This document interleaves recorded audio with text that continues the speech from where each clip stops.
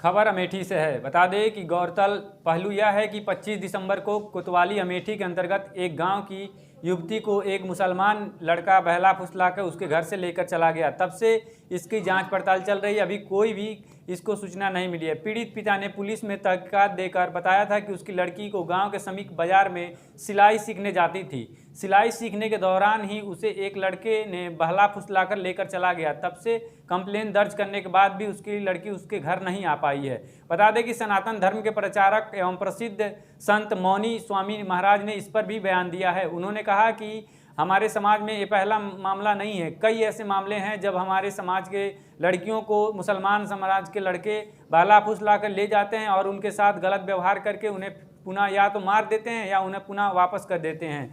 बता दें कि इस घटना के बाद से वहाँ के पुलिस पे प्रशासन पे भी सवाल उठने लगा है।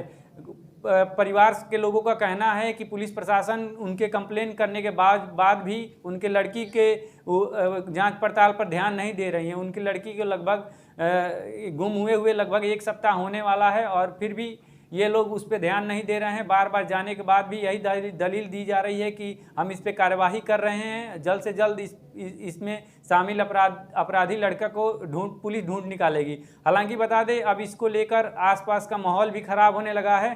पुलिस के दलील देने के बाद भी अब इस पे संत महात्माओं का भी प्रतिक्रिया आने लगा। इसी को देखते हुए मौनी महाराज ने जब मीडिया से बात करते हुए पूछा गया इस घटना के बारे में, तो उन्होंने जवाब दिया कि वो जो भी इस लड़की को बहला फुसला के ले गया है, जल्द से जल्द पुलिस इस पे कार्रवाई करे, नहीं तो वो उनके लड़की के साथ गलत व्यवहार कर सकता है, उनके लड़की के साथ गलत घटना हो सकती है। अगर उनके लड़की के साथ गलत घटना कोई भी अंजाम होता है तो क्या पुलिस इसके लिए जिम्मेदार होगी। हालांकि बता दें कि लड़की जब से गुम हुई है तब से उसके परिजन, उनके माता पिता लगातार पुलिस के संपर्क में हैं और पुलिस लगातार आश्वासन दिए जा रहा है कि हम जल्द से जल्द कार्रवाई करके उस लड़के को पकड़ लेंगे। हालांकि इस पर कोई भी अपडेट अभी नहीं आया है। जैसे ही ऑफिशियल कोई भी अपडेट आता है हम आपको बताएंगे। बने रहिए हमारे साथ न्यूज़ नेशन 81।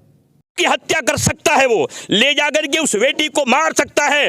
पहले घटनाएं जैसे 35 टुकड़े मेरी बेटियों के हुए हैं फिर किए जा सकते हैं, जिसको लेकर के मैं अत्यंत व्यथित भी हूं। पीड़ित परिवार मेरे पास गया था, इस गांव की बेटियां मेरे पास गई थी, प्रशासन से उनका विश्वास समाप्त हो गया। उन्होंने ये बात मुझसे कही है। यहाँ आने के बाद भी पीड़ित की मां ने कहा मुझे कोई न्याय नहीं मिल रहा है। इसलिए मैं मंच के माध्यम से कह रहा हूं, उत्तर प्रदेश सरकार जो योगी जी की सरकार है, जहां न्याय का डंका बजता है, मैं प्रदेश के मुख्यमंत्री जी से, माननीय मुख्यमंत्री जी से बात कहना चाहता हूं कि मेरे समाज में इस तरीके के अपराधीगण घूम रहे हैं जो लव जिहाद को बढ़ावा दे रहे हैं।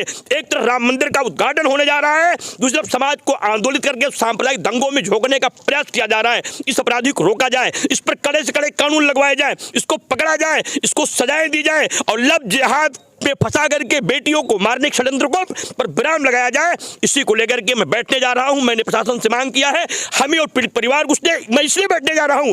बेटी ने कहा मुझे विश्वास ही नहीं रह गया प्रशासन पे, अब मेरे पास कोई विकल्प ही नहीं था अनशन करने के अलावा। मैं बैठ रहा हूं, प्रशासन को बुलाऊंगा, प्रशासन मुझे इस माइक से आश्वस्त करेगा तो उठूंगा, और नहीं तो तब तक बैठा रहूंगा जब तक अपराधी पकड़ा नहीं जाएगा, जेल नहीं जाएगा। पूरे गांव के लोग, पूरे समाज के लोग, संख्या बढ़ती जाएगी, आंदोलन अपना स्वरूप लेगा और पूरी लोकसभा के नहीं आसपास के जिले के भी लोग मौनी जी महाराज आंदोलन सुन करके यहां आना शुरू कर देंगे। मैं नहीं चाहता ऐसा कुछ करना पड़े, लेकिन बेटी की जो पीड़ा है उसे सुन के रुक नहीं सकता हूं। उसने कहा मुझे प्रशासन विश्वास ही नहीं रह गया है। ऐसी परिस्थिति में अब तो प्रशासन को आगे आना होगा, उन्हें अपनी बात कहना होगा, अपनी कार्रवाई से बताना होगा उन्होंने क्या किया है, क्या करना चाहते हैं। धाराएं को बढ़ाएंगे, अपराधी को जेल भेजेंगे, क्योंकि उनको शंका है मेरी बेटी गई है, उसको लब्जात फंसाया जाएगा, उसके बाद उसकी हत्या कर दी जाएगी। इसलिए मैं व्यथित हूं, कार्रवाई की मांग करता हूं। महाराज जी, लगातार हिंदुओं के उत्थान के लिए आपके द्वारा तमाम तरीके से कार्य किए जाते हैं।